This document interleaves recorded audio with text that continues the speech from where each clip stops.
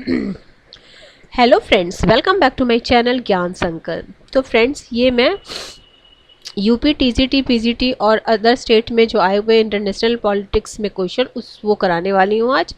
चलिए स्टार्ट करते हैं आज का क्लास। अगर चैनल से पहली बार जुड़ रहे हैं तो प्लीज़ चैनल को सब्सक्राइब कर लीजिएगा। जब सब्सक्राइब कीजिएगा तो बेल आइकन को प्रेस कीजिएगा ताकि जब भी मैं आगे वीडियो डालूंगी तो आपको नोटिफिकेशन मिल जाएगा।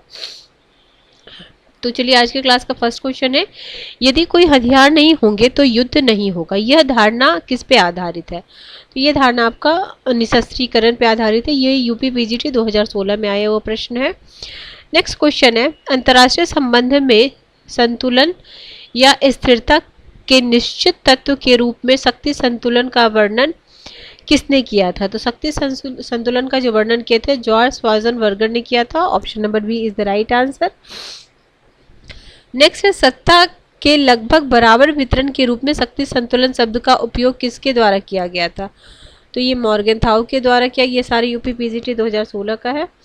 विदेश नीति में लंबी और अल्पकालिक प्रयासों की प्रकृति का निर्धारण क्या करती है? ठीक है, इसका निर्धारण करती है आपका राष्ट्रीय हित।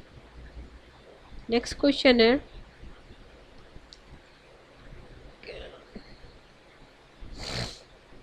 क्वेश्चन नंबर, तो भारत की विदेश नीति के मुख्य सिद्धांत क्या क्या है? विश्व शांति को बढ़ावा, गैर औपनिवेशिकवाद, गैर नस्लवाद, गुटनिरपेक्षता, पंचशील, एशिया अफ्रीका झुकाव, राष्ट्रमंडल के संबंध, संयुक्त राष्ट्र का सहयोग, निशस्त्रीकरण। अगला है क्वेश्चन नंबर 5, जॉर्ज कोहेन ने राष्ट्रीय हित की व्याख्या के 3 तत्वों में निम्न में से किसे शामिल नहीं किया? 3 तत्व उन्होंने दिया, उसमें से क्या शामिल नहीं किया? तो सुरक्षा को नहीं किया है, भौतिक जीविता, स्वाधीनता और आर्थिक निर्वाह। तो जॉर्ज कोहेन ने राष्ट्रीय हित की व्याख्या 3 तत्वों भौतिक जीविता, स्वाधीनता और आर्थिक निर्वाह को शामिल करते हुए इन्हें लघुकरणीय राष्ट्रीय हित माना था। सुरक्षा इसमें शामिल नहीं था। नेक्स्ट क्वेश्चन है क्वेश्चन नंबर 6, कौन सा सिद्धांत सभी के लिए एक और एक सभी के लिए है? ये है आपका सामूहिक सुरक्षा का सिद्धांत। नेक्स्ट क्वेश्चन है, कौन सा हित प्राथमिक और स्थायी दोनों हितों से उभर सकता है? तो ये है परिवर्तनीय हित। Option number A is the right answer. Next question है, निम्नलिखित में से किसे अंतर्राष्ट्रीय कानून का जन्मदाता कहा जाता है? ह्यूगो ग्रोसियस को कहा जाता है। ये भी कई बार आया हुआ और ये भी यूपी पीजीटी 2021 में भी आया हुआ है, पहले भी आ चुका है ये। अगला, सम तत्व से असम तत्व में निरंतर परिवर्तन होने वाला निम्न में से क्या है? तो यह है शक्ति संतुलन। अगला, सामूहिक सुरक्षा निम्न में से किससे अधिक व्यवस्थित है? तो यह है सामूहिक सुरक्षा शक्ति संतुलन से। नेक्स्ट क्वेश्चन है आपका, उन लक्ष्यों और उद्देश्यों और या साधनों के बारे में दूसरे को समझाने की कला क्या है जो सुरक्षित होने के लिए वांछित है? तो ये है प्रचार प्रसार। शक्ति संतुलन व्यवस्था के संतुलन का सबसे अधिक इस्तेमाल किया जाने वाला साधन है, तो सहसंबंध है। अगला है, किस वर्ष रूस ने घोषणा की कि वह नाटो देशों के हथियार को लक्षित नहीं करेंगे? तो यह है 97। अगला है, निम्न में किन देशों के मध्य फर्क का विवाद है? तो ये आपका भारत और बांग्लादेश। ये यूपी जीआईसी 2017 का क्वेश्चन है। निम्न में किस देश ने 1992 में पूर्ण कूटनीतिक संबंध स्थापित किया था? तो इजराइल। इनमें से कौन, ये आपका 2017 जीआईसी का ये भी क्वेश्चन है। अगला, इनमें से कौन अंतर्राष्ट्रीयवाद में विश्वास रखता है? तो अंतर्राष्ट्रीयवाद में वुड्रो विल्सन विश्वास रखते थे। अगला है, इनमें यह किसने कहा अंतर्राष्ट्रीयवाद का मार्ग राष्ट्रवाद से ही गुजरता है? इंपॉर्टेंट है आपके लिए, ये यूपी जीआईसी 2015 का है। तो जिमर्सन बोले थे, ए जिमर्सन, क्या अंतर्राष्ट्रीयवाद का मार्ग जो है राष्ट्रवाद से ही होके गुजरता है। नेक्स्ट क्वेश्चन है क्वेश्चन नंबर 18, 1688 में हुई गौरवपूर्ण क्रांति का संबंध निम्नलिखित में से किस देश से है? तो ये इंग्लैंड से है। शक्ति संतुलन की स्थापना के लिए निम्नलिखित में कौन सा साधन नहीं है? तो ये उदारीकरण की नीति नहीं है, ऑप्शन नंबर सी। सामूहिक सुरक्षा व्यवस्था अनुमति नहीं देता है, तो ये अनुमति तटस्थता की नहीं देता है। यहाँ एक दैत्य सो रहा है, उसे सोने दो, क्योंकि यदि वह जाग गया तो दुनिया को हिला देगा। यह कथन किस देश के बारे में बोला जा रहा है? ये चीन के बारे में जो बोला जा रहा है। ये 2000 में पीजीटी में आया हुआ प्रश्न है। नेपोलियन ने यह कथन किसके लिए कहा था? तो ये भी याद रखिए, ये कथन किसने कहा था? नेपोलियन ने कहा था। किसके लिए कहा था? तो चीन के लिए कहा था। फ्रांस की राज्य क्रांति का स्वरूप कैसा है? तो बुर्जुआ है, मध्यम वर्ग है। आगे है, यह मानने के लिए कारण है कि राष्ट्र का युग अब समाप्ति की ओर है। कारण है, राष्ट्रवाद के कारण नए राज्यों का जन्म, साम्राज्यों के विघटन और सीमाओं का पुनर्निर्धारण हुआ है। तो ये हो जाएगा आपका ए असत्य है, परंतु आर सत्य है। विकासशील देशों में अल्प विकास का कारण है, तो इनमें से सभी है। ढांचागत सुविधाओं का अभाव है, परंपरागत कृषि है, दक्ष एवं ईमानदार शासकों का अभाव है। तो ये पीजीटी 2009 में आया हुआ ये क्वेश्चन। नेक्स्ट है ये, देखिए, विकासशील देशों में अल्प विकास के लिए अनेक कारण उत्तरदायी। ढांचागत सुविधाओं का अभाव है, परंपरागत कृषि है, दक्ष एवं ईमानदार प्रशासकों का अभाव है, लोगों की जीवन प्रत्याशिता में कमी है, शिक्षित और स्तरीय शिक्षा का अभाव है, कम प्रति व्यक्ति आय है। अगला है, 1965 में भारत पाक के समय पाकिस्तान के शासक कौन थे? तो ये थे अयूब खान थे। ये यूपी पीजीटी 2004 में आया हुआ है।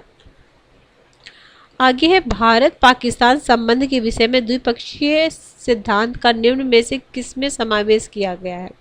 तो ये शिमला समझौता में किया गया है, और ये कब हुआ था? 1972 में। और इसमें थी वहाँ की हेड जुल्फिकार अली भुट्टो, और यहाँ इंदिरा गांधी थी। ठीक है, इस समझौते का मुख्य प्रावधान क्या क्या था ये भी देख लेते हैं। दोनों देश अपने संघर्ष और विवाद समाप्त करने का प्रयास करेगा। उपमहाद्वीप में स्थायी मित्रता के लिए कार्य किया जाएगा। एक दूसरे के विरुद्ध बल प्रयोग नहीं करेंगे और न ही प्रादेशिक अखंडता की अवहेलना करेंगे। व्यापार तथा संचार को बढ़ावा दिया जाएगा। आर्थिक, सांस्कृतिक, व्यावसायिक संबंधों को बेहतर बनाया जाएगा। दोनों अपने विवादित मुद्दे को शांतिपूर्ण तरीके से द्विपक्षीय बात से निपटाएंगे। नेक्स्ट क्वेश्चन है, शिमला समझौते पर हस्ताक्षर किया था, तो किसने किया था शिमला समझौते पे? तो अभी हमने ये देखो, ये आपका कहाँ आया हुआ है? ये आया आपका यूपी पीजीटी 2005 में आया है। फिर 2016 में देखो, वही पूछे किसने किया था, किन के बीच हुआ था? टीजीटी में आया हुआ है। तो अभी हमने पढ़ा इंदिरा गांधी और बेनजीर भुट्टो के बीच हुआ था। शिमला समझौता निम्न में से किन देशों के बीच हुआ है? तो भारत और, ये यूपी पीजीटी 2009 में हुआ है, भारत और पाकिस्तान। अगला, बांग्लादेश में 1971 में भारत के हस्तक्षेप का क्या कारण था? तो आत्मरक्षा के लिए हस्तक्षेप था। अगला है, भारत श्रीलंका समझौता कब हुआ था? तो 1987। और इसको क्या बोलते हैं? भारत कोलंबो समझौता भी बोलते हैं। तत्कालीन प्रधानमंत्री राजीव गांधी थे, और वहाँ श्रीलंका के राष्ट्रपति जयवर्धने थे। अब ये भी क्वेश्चन पूछा जाएगा कि कौन थे, ध्यान रखिएगा। मित्र राष्ट्रों द्वारा द्वितीय विश्व युद्ध के बाद व्यवस्था बनाने में किस सम्मेलन का महत्वपूर्ण योगदान रहा है? तो याल्टा सम्मेलन का महत्वपूर्ण योगदान रहा है। मैंने यूएनओ को बहुत अच्छे से करा रखा है, आप देख सकते हो, बना हुआ है। इंटरनेशनल पॉलिटिक्स क्रैश कोर्स करके आपका प्लेलिस्ट बनी हुई है, उसमें मैं इंटरनेशनल पॉलिटिक्स के थ्योरेटिकल पार्ट को करा रही हूँ, वो आपके लिए काफ़ी हेल्पफुल है। उस वीडियो को ज़रूर आप देख लेना। भारत सोवियत जो मैत्री संधि हुई थी 1971 में, ठीक है। 9 अगस्त 1971 में भारत और सोवियत संघ और भारत के बीच शांति मैत्री सहयोग संधि हुई थी। अगला है, चीन के नेताओं की भारत यात्रा के दौरान किन स्थानों पर चीनी सेनाओं की घुसपैठ की समस्या हुई? ये 2013 का क्वेश्चन है। तो लद्दाख के डेप्सांग और शुमार में। और ये मतलब कहाँ क्षेत्र है? तो ये भी पूछा जा सकता है, ये क्षेत्र कौन विवादित क्षेत्र है? नेक्स्ट क्वेश्चन है मार्शल का संबंध क्या है? तो ये संबंध है पश्चिमी यूरोप की सहायता। ठीक, पश्चिमी यूरोप की सहायता।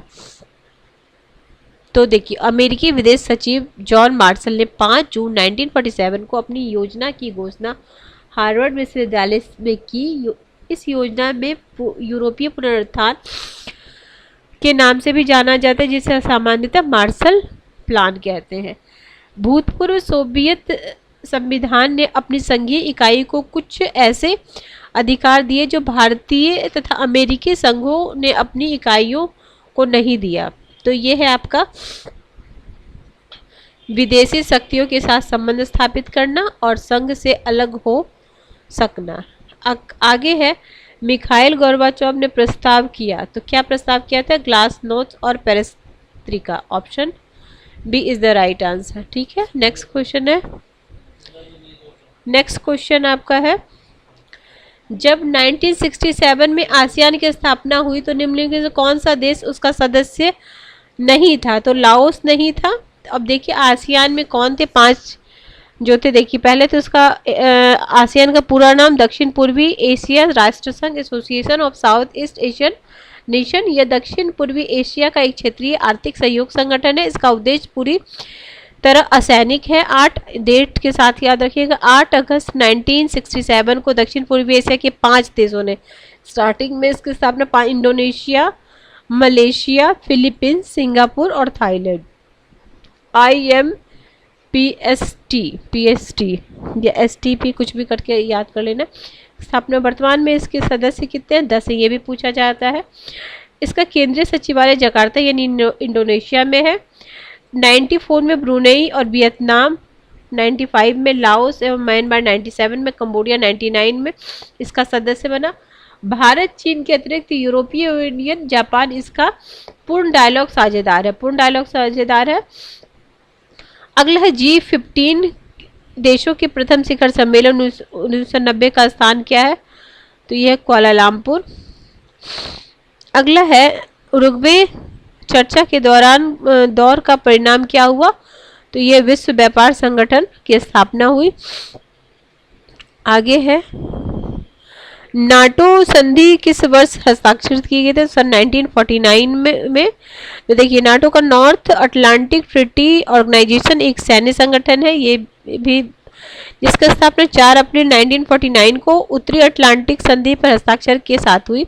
नाटो का मुख्यालय का ब्रुसेल्स में है। इस संगठन के अंदर सामूहिक सुरक्षा के दृष्टिकोण से सदस्य बहाली। ठीक है, आगे नाटो का मुख्यालय भी हमने पढ़ा कहाँ है? ब्रुसेल्स में। Option number A. सेंटो की स्थापना कब हुई? तो 1955 में हुई। अगला है, निम्नलिखित में कौन सैन्य संगठन नहीं है? ठीक है, तो ये आपका अमेरिकन राज्यों का संघ वो नहीं है, बाकी नाटो, सेंटो, सीटो सब है। उत्तरी अटलांटिक संधि, तो ये हो जाएगा एक सैनिक संधि है। ये देखिए, UPGIC 12 और 15 दोनों में आया हुआ है। आगे है, इनमें से किस घटना को तनाव शैथिल्य से जोड़ना अनुचित होगा? तो नाटो का संगठन। अगला है, तृतीय विश्व पदावधि किसने क्वाइन किया था? तो अल्फ्रेड स्वाबी ने क्वाइन किया था। अगला, तीसरी दुनिया से तात्पर्य क्या है? तो एशिया, अफ्रीका और लैटिन अमेरिका के देश जो पहले गुलाम थे। नेक्स्ट क्वेश्चन है, निम्नलिखित में कौन तृतीय विश्व के सदस्य है? तो ये हो जाएगा भारत, नाइजीरिया, श्रीलंका। परमाणु अप्रसार संधि अस्तित्व में कब आया था? तो 1968। परमाणु प्रसार संधि पर अमेरिका और सोवियत संघ ने कब हस्ताक्षर किया था? 71 के पूर्व। शीत युद्ध शब्द किसने किया? तो बर्नार्ड बरूच ने इस वर्ड को क्वाइन किया है। नेक्स्ट क्वेश्चन है, शीत युद्ध शब्द का प्रयोग देखिए फिर आया 2005 में, बर्नार्ड बरूच ने किया। शीत युद्ध का अर्थ क्या होता? तो महाशक्तियों के बीच तनावपूर्ण संबंध। ठीक है, नेक्स्ट है, निम्नलिखित में किसका संबंध शीत युद्ध से नहीं है? तो शीत युद्ध से संबंध नहीं, उपयुक्त से कोई नहीं। फुलटन भाषण था, ट्रूमैन सिद्धांत था, मार्शल था। तो देखिए, फुलटन भाषण, ट्रूमैन समझौता और मार्शल तीनों का संबंध शीत युद्ध से है। ठीक है, और 1946 में अमेरिका के फुलटन नामक स्थान पर चर्चिल द्वारा भाषण ने आधुनिक रूप में शीत युद्ध का आरंभ किया था। ठीक है, किससे आरंभ हुआ? तो ये भी याद रखिए कि फुलटन भाषण से। अमेरिकी राष्ट्रपति ट्रूमैन ने 12 मार्च 1947 को यह घोषणा किया कि साम्यवादी प्रसार को रोकेगा। उसके अनुसरण में अमेरिका आर्थिक सहायता के माध्यम से साम्यवाद के प्रसार को रोकने के लिए जो नीतियां अपनाया उसे ट्रूमैन सिद्धांत कहा जाता है। अमेरिकी विदेश सचिव मार्शल के सुझाव पर यूरोप का पुनरुद्धार के लिए अपनाई गई नीति को मार्शल योजना कहते हैं। बेल्जियम और हॉलैंड किन देशों के बीच मध्यवर्ती राज्य का कार्य करती है? तो ये फ्रांस और जर्मनी। फ्रांस और अमेरिका क्रांति के किस अवधारणा का समर्थन किया है? तो प्राकृतिक अधिकार का समर्थन किया। ये पीजीटी 2013 में आया हुआ है। निम्नलिखित में से कौन सा क्यूबा संकट से जुड़ा हुआ है? किस वर्ष हुआ था? तो 1962। तो 1962 में क्यूबा में सोवियत संघ ने मिसाइल अड्डा बनाने का निर्णय लिया, जिसके विरोध स्वरूप संयुक्त राज्य अमेरिका ने 23 अक्टूबर 1962 को अमेरिकी महाद्वीप की शांति और सुरक्षा को समाप्त करने का निर्णय लिया गया और क्यूबा के बंदरगाह की नाकाबंदी कर दी गई। यह घटना क्यूबा संकट के नाम से जाना जाता है। भारत में इजराइल के साथ पूर्ण न्यायिक राजनयिक संबंध किस वर्ष स्थापित हुई थी? तो इसका राइट आंसर हो जाएगा आपका option number B, 1992। Next question है आपका क्वेश्चन नंबर 59।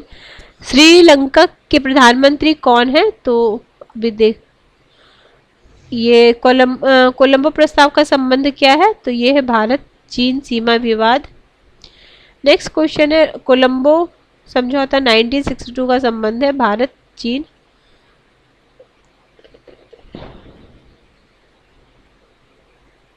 ठीक है। नेक्स्ट क्वेश्चन है भारत और चीन के बीच लड़ाई किस साल लड़ी गई थी?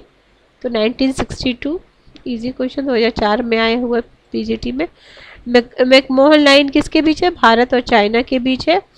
हांगकांग ब्रिटेन द्वारा चीन को कब हस्तांतरित किया गया था? तो ये एलिमेंट वर्साई पैक्ट कब हुआ है? तो जुलाई 1991 में समाप्त हुआ है। कब? ठीक है, देखिए 14 मई 1955 को सोवियत संघ ने वर्सा पैक्ट की स्थापना की। वर्सा पैक्ट नाटो का साम्यवादी प्रत्युत्तर था। इसका प्रधान कार्यालय मॉस्को में था। सोवियत संघ के अतिरिक्त इसके अन्य सदस्य अल्बानिया, बुल्गारिया, पूर्वी Germany, Czechoslovakia, Hungary, Poland, Romania. इस पैक्ट के अनुच्छेद 4 में कहा गया है कि किसी समस्या पर आक्रमण होने पर सभी राष्ट्र सभी प्रकार की सहायता करेंगे। 1 जुलाई 1991 को एक सैनिक संगठन के रूप में वर्सा पैक्ट को समाप्त कर दिया गया। 91। अगला है वर्सा पैक्ट का गठन। तो गठन हुआ था 1955 में।